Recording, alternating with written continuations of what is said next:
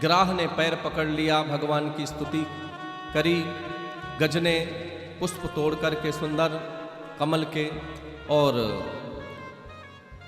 भगवान की आकृति भी कुछ कमल जैसे ही है, इसलिए बोलते हैं नौकंज लोचन, यानी भगवान का कलर हो, भगवान का स्वरूप हो, सब कमल के समान है।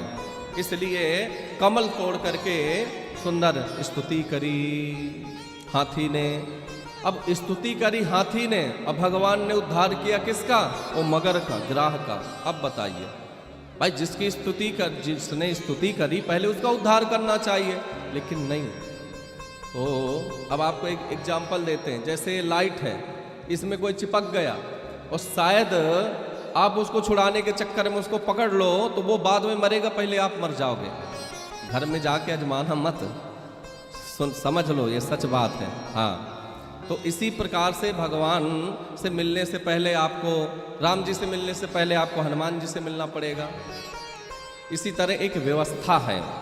तो यानी भक्त तो है ही है, गज हाथी गज, वो भक्त से जुड़ गया, भक्त का पैर पकड़ लिया किसने? मगर ने।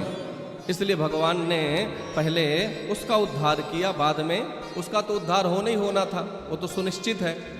इसलिए हम भगवान के पास यदि डायरेक्ट हमारी पहुंच ना हो तो हमें, अरे चाहे कितने भी एग्जाम्पल ले लो भाई, नेता नगरी में बड़े जो बैठे हैं तो डायरेक्ट किसकी पहुंच होती है? पहले उनके पीए से आदि से परिचय करना पड़ता है, तब जाके पहुंचते हैं।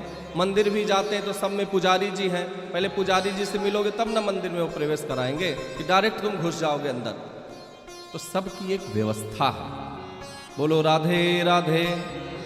तो भगवान ने दोनों का उद्धार किया। यह हुहु नाम का गंधर्व था, कौन? मगर, ग्राह। और जो गज था वह इंद्रदुम्न नाम का राजा था। एक ये जो इंद्रदुम्न नाम का राजा था, यह अगस्त मुनि से शापित था, क्योंकि अगस्त मुनि निकले और इसने प्रणाम नहीं किया तो उन्होंने शाप दे दिया, जा तुम मदांध खड़ा है, संतों को देखकर प्रणाम नहीं कर रहा, इसलिए जा हाथी बन जा। तो ये हाथी बन गया था। और हुहु नाम का गंधर्व है, इनका काम है हुहु हाहा, ये गंधर्व है सबको हंसाना, हंसी मजाक करना। तो देवल ऋषि संध्या बंदन कर रहे थे नदी में, ये गया डुबुक्की लगा के उनका पैर पकड़ लिया, तो डर गए बेचारे, उनका ध्यान भंग हो गया। उन्होंने शाप दे दिया, जा तूने मेरा पैर पकड़ा है जल में तो तू जल का ही जीव बन जा। तो मगर बनने का उसे श्राप दे दिया। पर दोनों ने, संतों ने फिर आशीर्वाद भी दिया था कि जा सबका ऐसे ही पैर पकड़ते रहना तो एक न एक दिन तेरा उद्धार हो जाएगा। तो आज उसने हाथी का पैर पकड़ा तो ग्राह का भी उद्धार हो गया। हमें इस कथा से शिक्षा मिलती है कि हम यदि